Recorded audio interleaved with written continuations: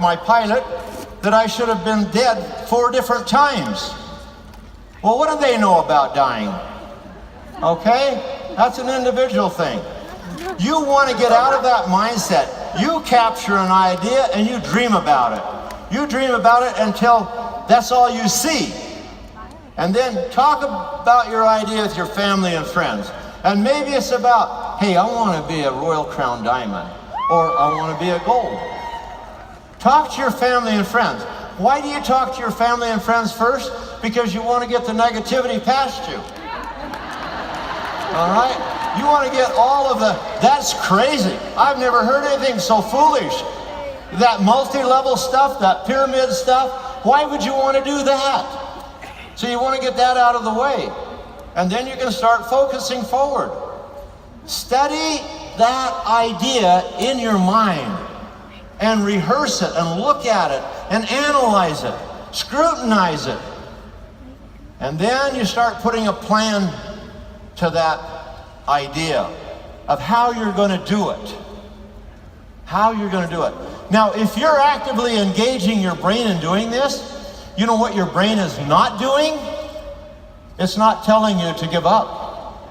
It's not telling you to feel sorry for yourself. It's not telling you it's impossible. It's not telling you the doctor's right. You're focusing your brain on an idea that's outside of yourself, that's bigger than you.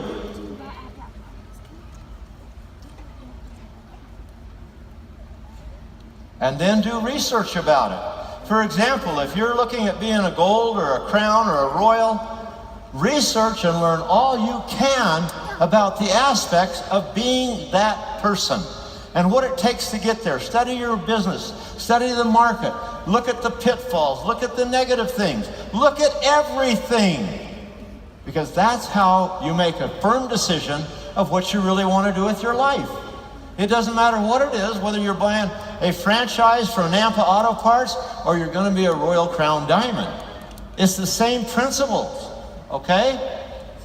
Now some people would say, whoops, I missed something here. What stops us from building a business? What stops us from being successful? Changing my paradigm, changing my belief system, changing how I see myself. Do I see myself being successful, or do I see myself going down to the welfare office and getting food stamps? Changing my outcome by changing how I see myself. Some would say it's fear that keeps us from doing this. And I say no, it's not fear. I've heard people say the greatest fear is public speaking. If that were true, I wouldn't be up here on this stage. All right?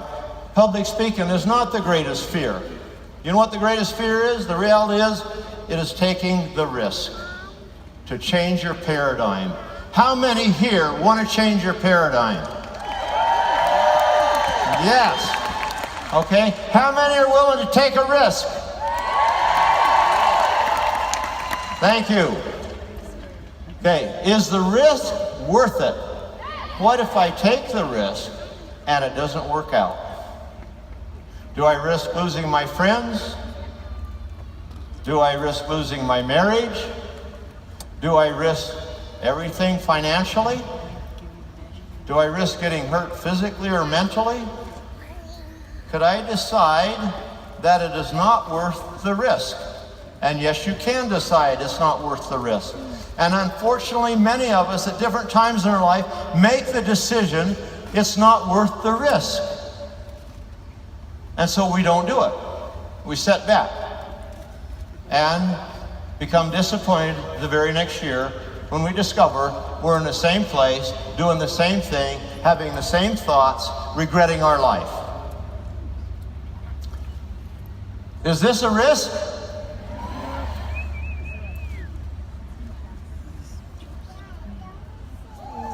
Yeah, that's a risk. Is this a risk? Yes, it's a risk. Is it worth it? Well, at the moment of impact, I'd have to say no. But the reality of it is, yes, The long term, it was worth it. It even cost me $28,000 to put my car back together. But you know how much nitro we sold after that?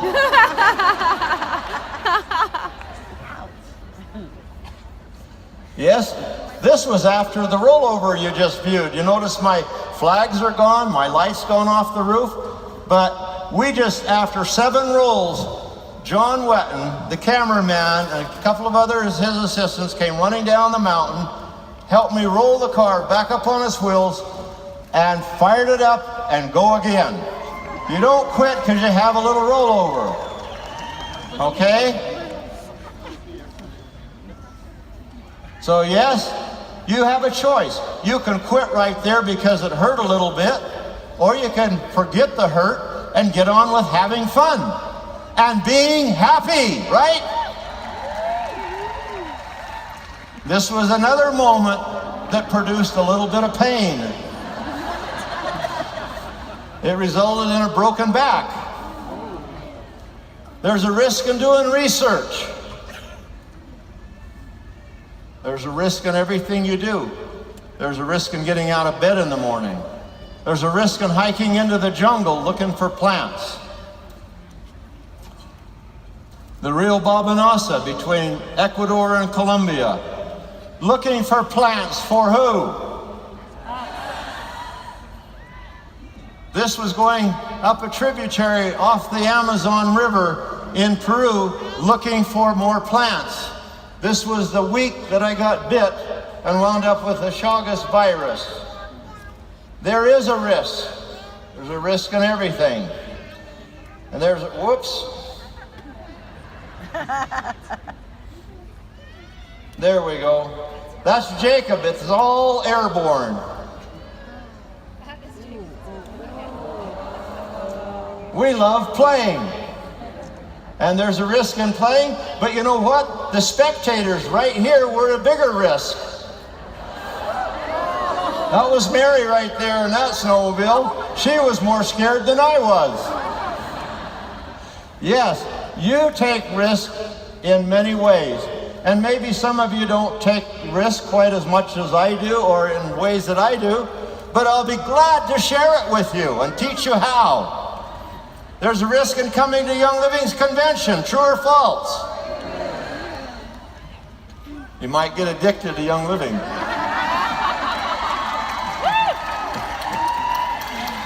Yes.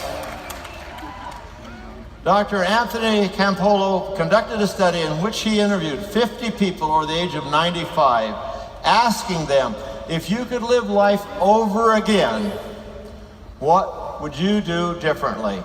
And you know what? It was very interesting. The 3 most common responses were, I would reflect more often on my choices. How many of you here tonight can think of that and think of how you could have made more productive choices in things that you've done in the past? All of us can, right? Absolutely. I would do more things that would live on after I'm dead. But the third one, I would take more risk. How many of you are ready to take more risk in becoming successful? Okay?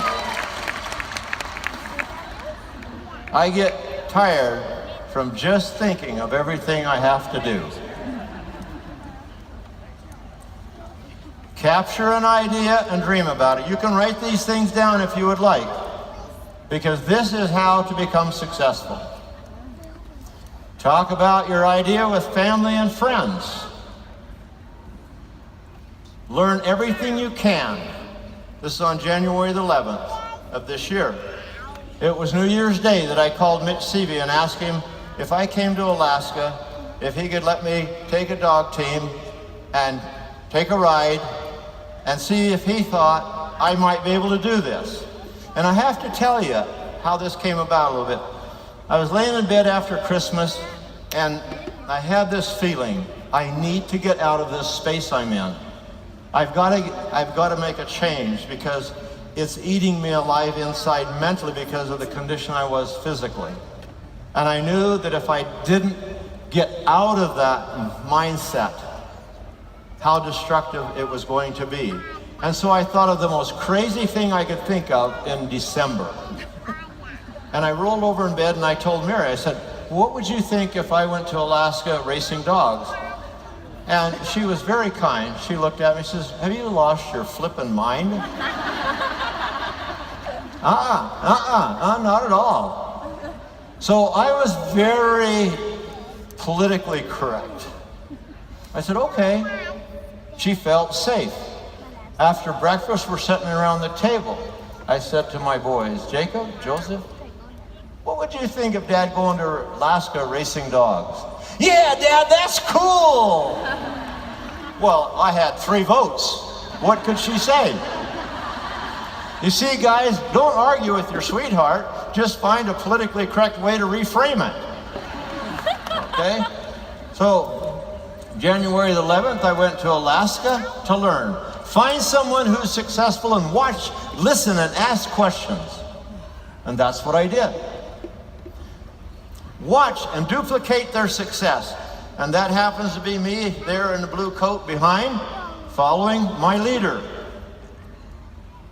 Follow their example and duplicate them until you develop your own style. And every one of us has our own personality. We have our own feelings. We have our own way of doing things. We can't copy the next person, but what we can do is learn from them until we create our way of doing it. All right? Follow the example of leaders. This is what's really critical in building your business. And this was something that was very profound for me. Because Mitch said to me, he says, Gary, you need to get to know your dogs that you're going to be racing with. So they turned the dogs, my team, loose in this big pen. And I walked in and I'm walking around, here boy, here boy. And they just ran around me like, who are you? They never paid one lick of attention to me. And I thought, wow, this is really going to be successful. They don't care who I am. And no matter what I said to them, how I called them, coached them, they wouldn't come to me. And so I just knelt down in the snow. Well, I just kneel down in the snow and see what happens. And the minute I did, the dogs came right up to me. Folks, here's a real fundamental secret. Get down on the level of your people. Okay? Get down on their level. So you're not intimidating to them. You're not a threat to them because you're this big successful diamond or gold or platinum or silver or executive, and you know so much more than the new person you're talking to. Know what they need, what their needs are, what they want. You take an interest in them and show them how much you care about them, and they will come to you. And that's what I did with the dogs. What a beautiful lesson it was. Okay? The next thing. Whoops. Develop a relationship of trust. If your people don't trust you, where do you think it's going to take you? And this is how I felt with my friends. Look at that dog. He looked up to me like, can I really trust to go out in the cold and the wilderness with you? He had to have that trust. I had to have the trust in him because that team of dogs was going to take me 200-300 miles out in the wilderness in Alaska. And all kinds of things could happen. You must build trust through developing relationships. And folks, this is one of the things that I will say. I think social media is fabulous, but I think in some ways it's destructive because for some of us, we've stopped building those one-on-one relationships. You want to keep your business growing. You want to hold the people to you. Build one-on-one relationships and build that trust, and they will never leave you. Now we're ready to take action. We've got all the ingredients put together. But no matter where you go, no matter what you've learned, no matter if you were a Royal Crown Diamond, always be coachable. Always be coachable. Be teachable. Be humble. Always. Don't be afraid. Just do it and trust yourself. You'll make mistakes just like I did. You know, my first corner, I hit a tree because I didn't even know how to drive a sled.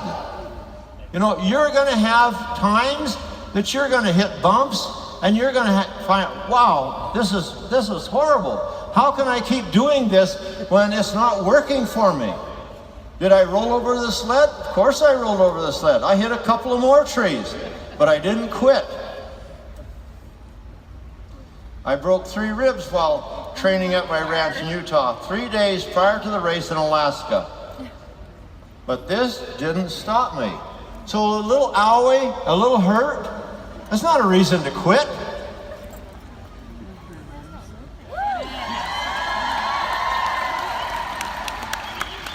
Because folks, if you quit because you feel a little pain, what are you going to do when it gets painful?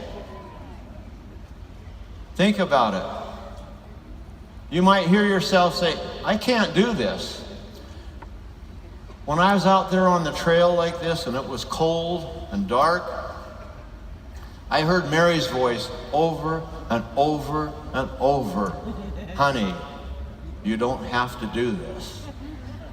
You keep practicing.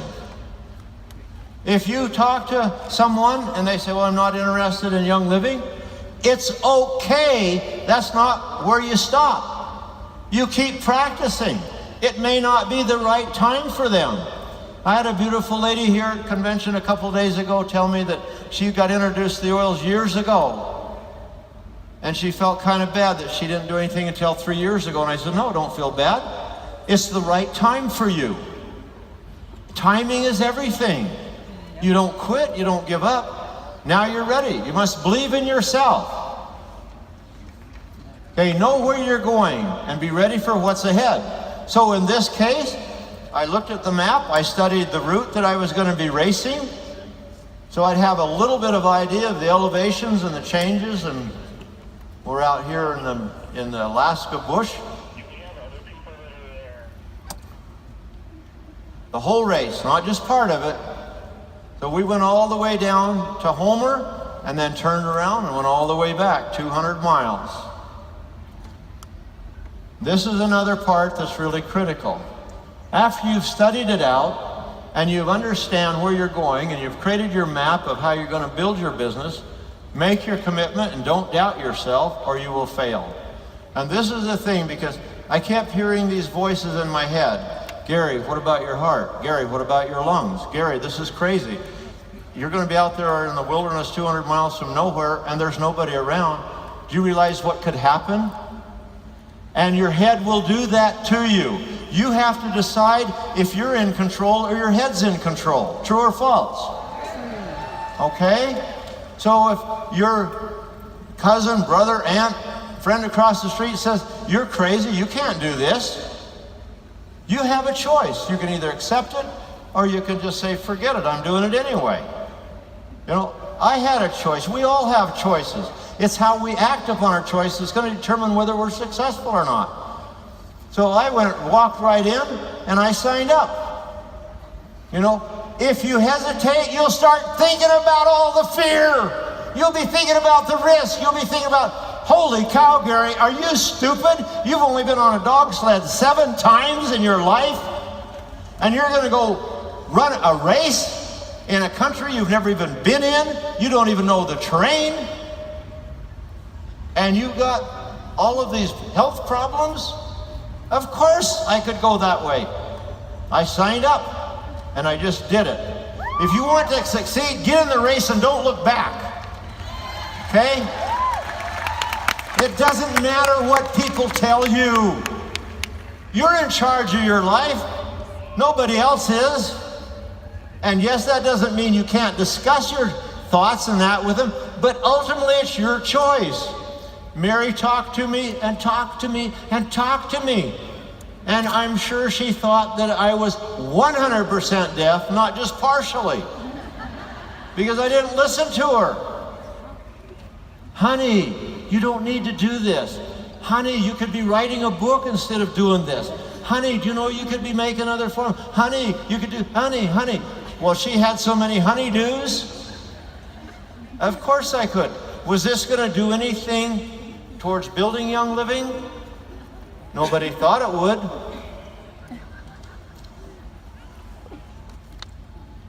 This was a scary moment. And you want to know why it was a scary moment?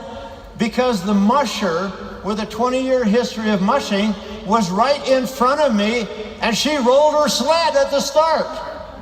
And I'm coming up there, never been on a race in my life. I've only been on a dog sled 7 times. And I thought, holy criminy, Gary, are you absolutely crazy? Here's a professional musher that just rolled her sled in the takeoff. Once you start, just keep looking forward. January the 28th, 11:40 a.m., I was out of the chute. The people didn't even know me, and they were cheering and clapping and yelling. It was an exhilarating feeling. And those dogs they knew they had a greenhorn in the back of that sled, and they were heck bent for election to get rid of me before they got a mile down the trail. It's intimidating to start something new, not knowing what to expect. How many of you distributors have felt that? Of course, yes. Who cares? Who cares? Okay? If you want something bad enough, you go for it. You don't worry about anything else. You don't worry about it's intimidating to you. You just grab on to those bars and stay clinched into your purpose, and you just go for it. I went through this chute, as I call it, and around an S-turn, and there was a road we had to go up over, and it was frozen. I'm on the brake trying to slow these dogs down. They're so pumped up. They're so excited. They got this greenhorn on the back, and they know they're going to get rid of him. And they're booking it. And they come up, and I see this road. It's a berm like this. And I see them coming, and I'm trying to get down on that brake and slow that sled down. They hit that berm, it felt like at 100 miles an hour, and Sled and Gary was airborne for 30 feet. Oh, wow. Do you think that old heart got a workout that time? You better believe it. Now comes the time. I'm out here on my own, all alone, going through the Alaska wilderness. I don't know where I'm at. I don't know how far I am. But I've been mushing for hours and hours and hours. I looked down at my GPS and I scrubbed the frost off from it so I could see, and it said 5.9. Holy criminy. I've only gone 5.9 miles. I've been out here all day. And I only have 50 miles to go. So I'm going and going and going for another hour or so. I brush off the frost. I look at it, 6.1. I'm never going to get to that check station this week. I started feeling so down, so deflated that I had been out here for hours. I didn't have a watch on. I wasn't paying attention at the time. I just saw the sun just move around and go down. And I'm still out in the middle of Alaska, nowhere. And I've only gone 6.1 miles. And I was thinking, this just is impossible. I can't do this. No one told me it was going to be this difficult, as I had to get off the sled and run with the dogs up the hill because it was a little too much for this young team of puppies. They were 2-year-olds, and it was perhaps their first race. And I started up over this hill, and as I came over the hill,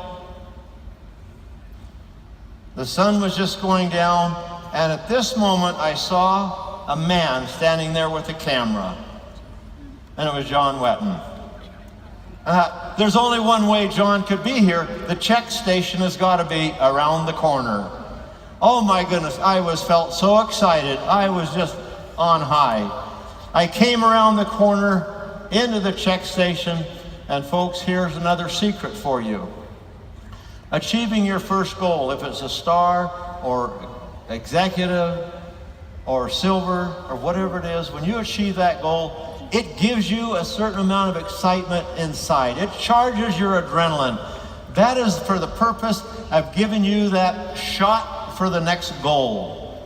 And here's the key. Always make your next goal bigger than the one you just accomplished. Okay? Please do that. So arriving at Freddy's Check Station 52 miles into the race, Saturday afternoon, January the 28th. And it was amazing. It was amazing. Because as I pulled in the check station, the officials that were there to check my time and check my dogs and make sure that I made it okay, you know, they were just making a big fuss about me arriving there. And I thought, well, this is really strange. But boy, what wonderful people. How cool is it that they're so excited about me coming in second to last? I didn't know that some of them had been placing bets I wouldn't make it. So now is the time to put my dogs down, feed them, and get ready for the night. And enjoy the 3 hours of downtime you've got, 4 hours, whatever it might be. And it takes about an hour and a half to get the dogs down, get their booties off, get them on the stake line, cook the food for them, get them fed, and you've got maybe 2 hours left, and you've got to keep in mind you've got to get up and re-harness, re-booty, get them off the stake line, get them hitched up to your sled, and get ready to go. And that's going to take 45 minutes to an hour. So how much downtime do you have? Oh, you got an hour. Oh, this is exciting. I got an hour to go sleep. So you grab your bedroll and you go over to the check station and you find out there's a place for you to sleep. You walk into the building and here's a great big huge cat generator running. No sleep. So now it's back on the trail again. And folks, running through the night had a whole different feeling to it.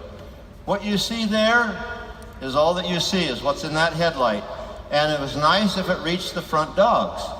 And it was so many times that I'd be going, and I learned a little secret. When the dogs would come up to a hill, when the ears of the first dog would disappear, just like that, I called that a one-ear hill. When 2 dogs' ears were showing before they disappeared, that was a 2-ear hill. If it was 3 dogs' ears that were showing before they disappeared, that was a 3-ear hill. I learned real quick that when you came to a 1-ear hill, you got on that brake and you hung on for life. And you might as well close your eyes, because it ain't gonna matter. You're either gonna wind upside down, wrapped around a tree, or you're gonna wind up in the bottom.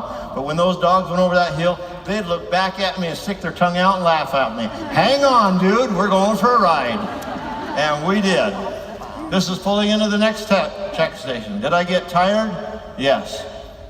And when you're building a business, there may be times that you'll get tired too, and you'll want to take a rest. No, I've not slept well. Why do you ask?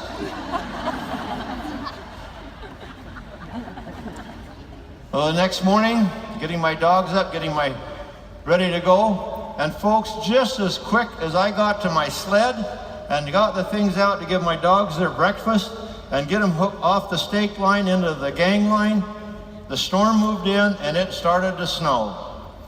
And before I could get everything ready and get my clothes on to run, we had 4 inches of snow on the ground. And it was chilly. A lot of reasons to quit. Going downhill is not always easy, because you don't want to run over the person in front of you, you don't want the one behind you to run over you, so you got to keep your distance. Coming into the second check station, wow, or the third check station, what a glorious experience and a feeling it was. And you know what I found out when I was in the second check station? 4 other mushers had quit because of the conditions and how harsh and hard it was, and they were seasoned mushers. You know, so sometimes a very knowledgeable person might come along and say, "You're crazy, I've done this, I've been down this trail before, and it isn't a good place to go. You know, I've built multi-level company before, I've had a business in and I would never do it again." And folks, we have a tendency to listen to those things. Never, never, never, because those are dream stealers. And that's why I made your oil blend Dream Catcher. You want to be grabbing dreams instead of letting somebody steal your dreams, right? And here again, this is my 3rd accomplishment. Wow, I felt like I could conquer the world. You can't imagine what that feeling did to this old heart that was all busted up. And you know the best part that I didn't expect, and the reason I had my hands in the air cheering, is because my two sons and my sweetheart were waiting at that check station for me. Yes. When my sweetheart knew that I was committed to do this, she didn't push back anymore. She says, honey, if this is what you want to do, then let's do it. And she jumped in and gave me the support. And it was a wonderful feeling. This is coming in, the joy of accomplishment. You've all felt the joy of accomplishment. It's true or false? Yes. 3 days and nights out on the trail. We had temperatures down to 10, 14 below zero. It was chilly, and then there was the wind chill factor that went along with that. There's Joseph running alongside of me. Sharing your success with others is immensely rewarding. There's Joseph, Jacob, and Mary in line, so you see the preferential rewards. And yes, it was a joy. Mitch's wife, Janine, was there, and they were there to greet me. It was just a wonderful, wonderful experience. And then here's the payday. So we go to the banquet that night, and I got a check for $250 for finishing that race. Wow! Woo! Man, that was such an exhilarating feeling. There's Mitch Seavey on the right. You know, I did a three-time Iditarod champion, and the man who coached me and inspired me to give this a go. And so it was a wonderful time. That's Patrick. He came in last, so he got the red lantern. But I told Jared, I said, Jared, I got a new career. I made money doing this. So yes, it was fun. But I was so stoked. The boys wanted to go play the next day, so we went to the ski resort and went skiing the next day. Wow. You know, you don't just lay down because you make an accomplishment. You don't lay down because you're tired.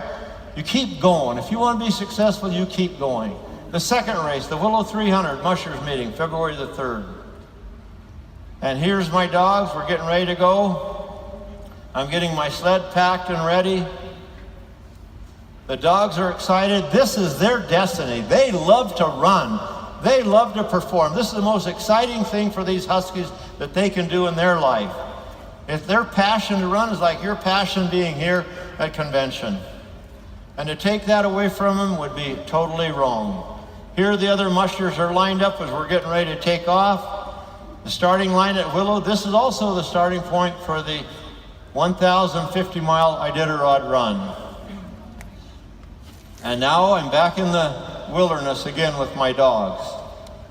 And when you're standing on those runners, and you're going along about 8 to 10 miles an hour, and it's 10, 20, below, whatever, and the wind is blowing on that open, across those frozen lakes and tundra, it gives you a lot of time to think. And oh, that picture I was really proud of. That was my very first selfie. And here I was crossing what was called Big Lake, frozen lake, and the dogs were lined out and going well, and I tried this out and I sent it home, and that was pretty exciting. Mushing into the unknown. Another thing that I learned. How many of you have felt like you've gone into the unknown with Young Living? The difference between you mushing into Young Living and where I was mushing is there was nobody in front of me and there was nobody behind me except for a ways. But there was nobody there I could talk to. And Mitch, he said to me, he says, Gary, he said, you know, we have a lot of trouble with moose on the trail when the snow's this deep and they attack the dog teams. You know, we knew there was wolves there. One night when I was mushing, I saw these eyes following me in the trees.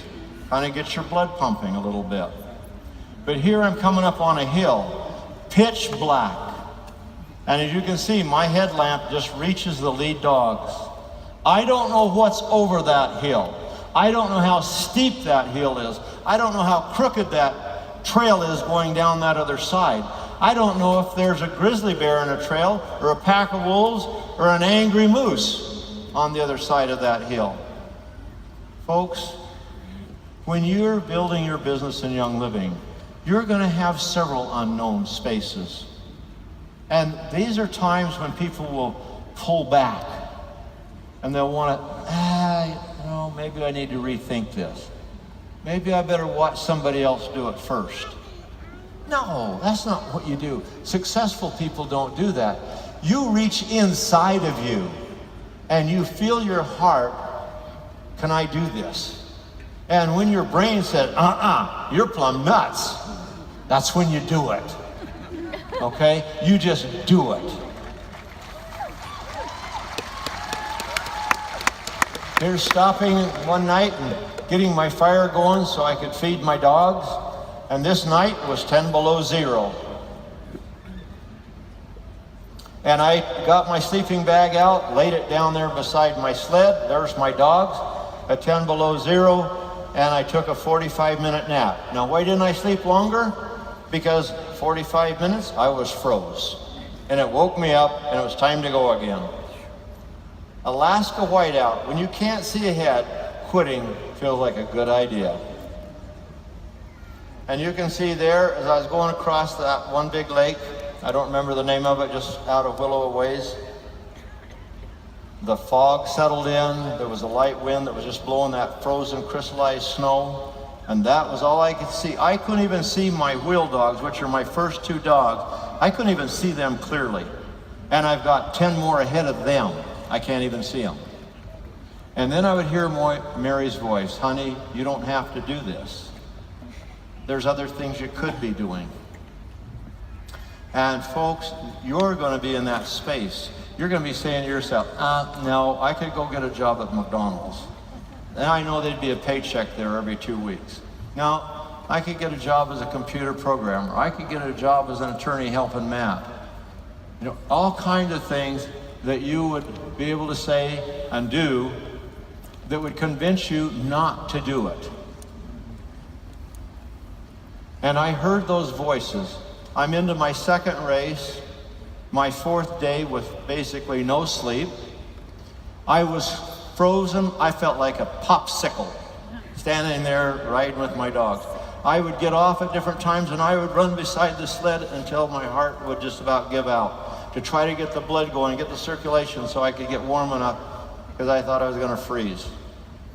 And yes, in those times, your head will play games with you, and they will convince you to quit. They'll give you every reason to quit. And I even entertain those ideas, and you can entertain them if you know who you are. And I'm standing on those runners going across that big frozen lake, colder than all get out, with the wind blowing, and can't see anything. Pitch black as black can get. And I'm saying, yeah, if I quit right now, nobody would fault me, right? Yes. Mary would be happy. She would jump up and down with joy because I had enough sense to quit. But there was two little things that just came in this side of the brain. And one was, but Gary, how would you explain that to Jacob and Joseph? And then the next one was, how would you explain that to all of your distributors if you quit? Because you're not a quitter. So here's the key. When you get to that point where you feel like you can't do it anymore, then you find a reason. You reach down inside of you and you find a reason to do it. Even if you have to fabricate a reason to keep you pushing and persevering forward. You don't quit. Okay? And I even at one point, as I was alone out there, not knowing what was happening, I could feel my heart was doing things it wasn't supposed to do. And the thoughts did cross my mind. I could die and nobody would even know where I was at, because 2 different times I missed the trail and had to stop and go back and turn my dogs and get back on the trail. And if I was out on one of those they would not find me maybe for a day or two, who knows? Those thoughts went through my mind. And this is what I did to myself. I said, Gary, you're going to do this if you do die. You're not quitting. Because if you die, you're going to be an example to your boys that you don't quit just because it gets difficult. You don't quit.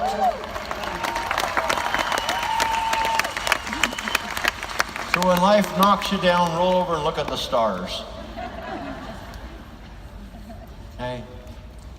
This is pulling into the Yetna check station. Arriving at Yetna checkpoint, 8:27 a.m., February the 5th, the temperature was 15 below zero.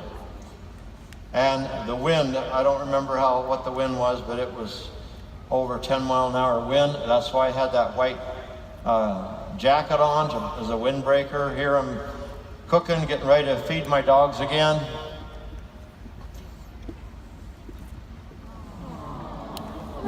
You take care of your dogs. You take care of your people. You take care of those who help you to achieve success. This is not about just us as a person. This is about everybody around us. Out there on that trail, it was about me and my dogs. I had to take care of them first, because if I didn't, they're not going to take care of me. Folks, if you don't take care of the people in your organization, then why should they take care of you? You show them how much you love them so they can sleep at night, all right? And they will take care of you. And yes, let them know how much you care about them. Coddle them a little bit. It's okay to show somebody you love them. This is one of my lead dogs, and he was just a precious dog. And I rewarded them every day. Arriving the Dishka landing checkpoint Sunday evening, 6:30 p.m., February the 5th.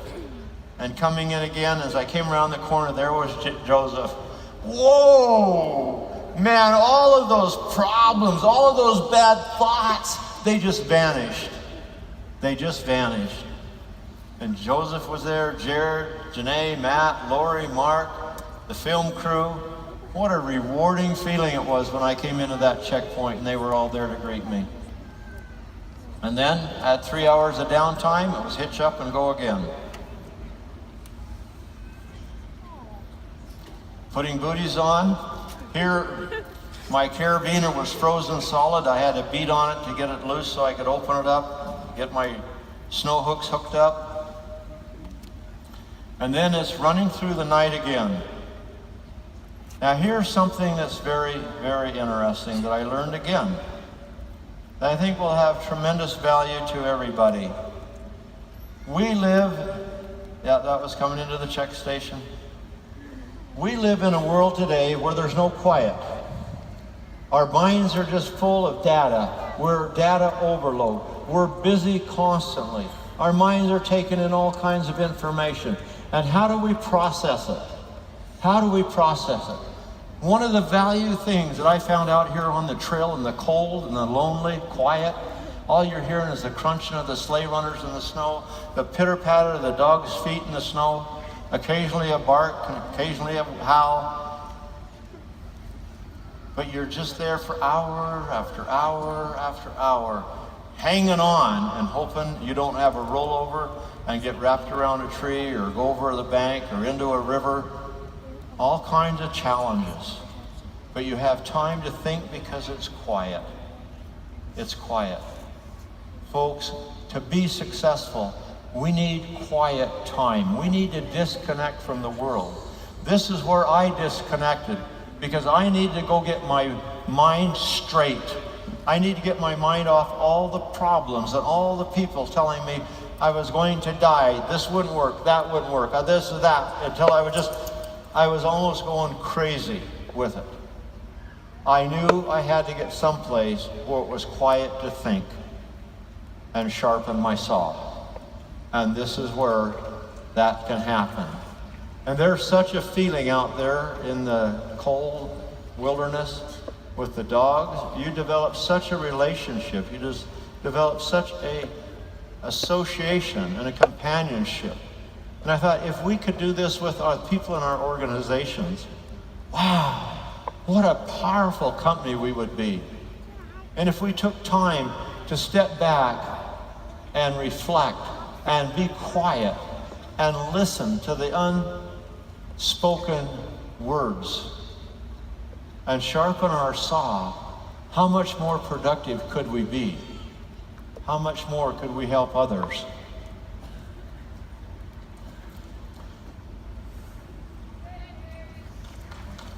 Planning is the compass for success. Thank you. Whoops. Getting ready to get back on the trail after a 3-hour stop to feed and rest the dogs again. Planning is the compass for success. This is something that I feel I've done it in my life where I haven't planned well. And I understand and I know the pitfalls of that. But to be a successful person at anything, we need to learn how to plan and plan efficiently. So I'm miles and miles from nowhere, and I open up my sleigh, and if I don't have the right things in here, I'm in big trouble. If I don't have the right amount of food for my dogs are in trouble. If they're in trouble, I'm really in trouble. If I don't have an axe, if I don't have fire starter, if I don't have a sleeping bag, if I don't have snowshoes and a snowstorm moves in, what's going to happen? I won't be able to put them on and break trail for my dogs if I have to. Planning is the key in everything. Take time to plan how you're going to build your business and how you're going to be successful. Now, you can have interruptions. So I'm here, it's 17 below this morning, and I'm cold. I've been on the trail now for almost 6 days altogether, and I'm tired. My bones are frozen. My bones are aching. My heart is doing things it shouldn't do. And I'm having a challenge keeping my head straight. And Mary shows up with the phone in her hand and said, "Honey, could you talk to these distributors?" What? I've got to get the booties on my dogs. I've got a race I'm running, and you want me to stop and talk to distributors? Of course I will. And I did. So I told her, I said, you hold the phone so I can keep putting booties on my dogs, and you just walk with me, and I will talk to them. And I did. Here's another lesson. You're never too busy to give to somebody. Okay? You're never too busy to give to someone. Because you don't know who's on the other end. You don't know what it will mean to them. Yes, it may be a sacrifice for you. This was very difficult in the situation I was in at that moment. I've got a race to win. I don't have time to talk to some distributors. Yes, I do. And yes, I did. And I always will. You have time for your people, okay? Yes, it's cold, 25 below. This could have been a reason to give up. A very, very big reason to give up. Coming out of the last check station, headed for the finishing line. That morning we hit 27 below. And this gentleman, I don't even know who he was, as I'm coming into the finishing station, or the finishing line about 3-4 miles out. He was on the side of the trail, and he just reached out and gave me a high five and says, "Gary, you can do it." I don't know who it was. Wow. Man, my heart just about went up in my throat. That just one little thing just changed everything. That's what you need to do to your people. Give them a high five. Make them know that you believe in them. Support them in their challenges in life, in their opportunities of being in Young Living and building. This was so powerful to me. And we don't do it enough. True or false? Yes. But we can change it all. Experiencing failure and pain is a price we pay for character. Yes, my hands were frozen from frostbite, just part of the learning experience. Is that a reason to quit? Maybe. No, it wasn't a reason to quit. This is coming across Willow Lake towards the finishing line. Oh, what another exciting moment. And look at my dog. Don't they look happy?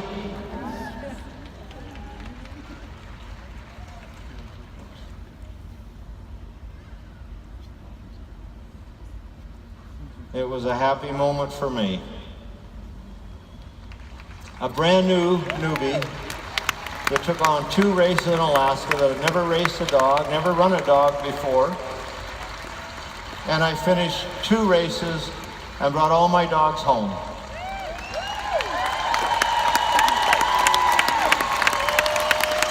Because I took care of them and they took care of me. And I didn't know beans about what I was doing, except the few hours that Mitch had in prepping me and getting me ready for this. I knew nothing. I just went for it. And folks, that is how you become successful. This is the finishing line. You can see Mitch standing there on the other side of me, Mary right behind me there. Jared is there taking video that went all over the world. Some of you might have seen it. There's Joseph giving me a big hug. The rewards. There's Janae, video recording, Matt hugging me. You know, my team was there supporting me.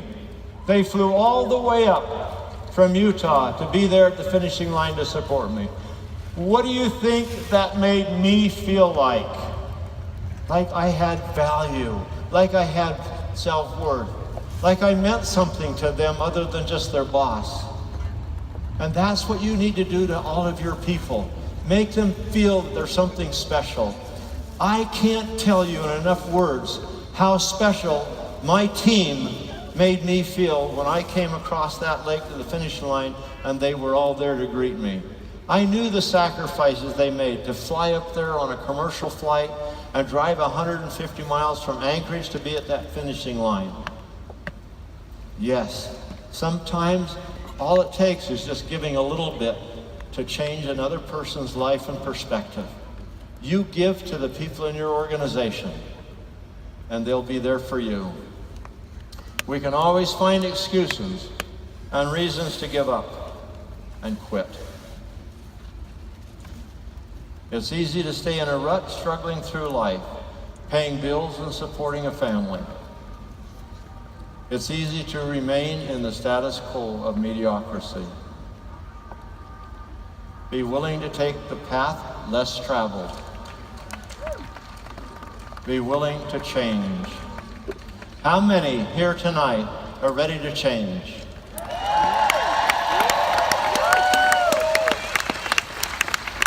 Thank you. This adventure changed my life. It was one of the highlights in my life, and not so much as the activity as it was the lessons that I learned from it and the opportunity to develop a relationship with some beautiful animals. Be willing to take a risk. How many of you are willing to take a risk tonight? Are you ready to change your paradigm? Are you ready for success? Well, stand up and let's see it.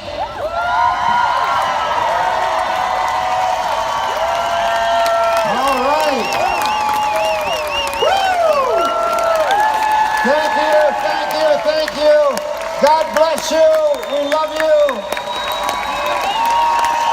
My team, come up here. My team, come up here.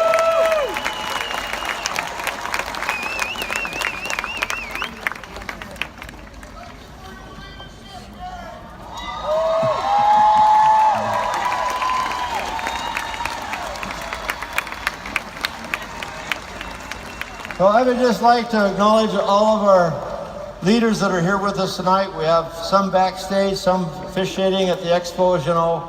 I just want to express my love to every one of my employees worldwide. We've got so many here from our offices outside of the U.S.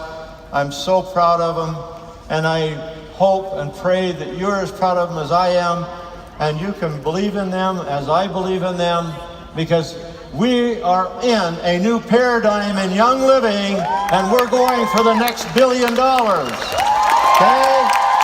Yeah.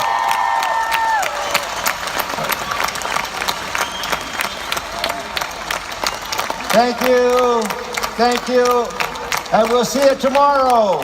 Good night.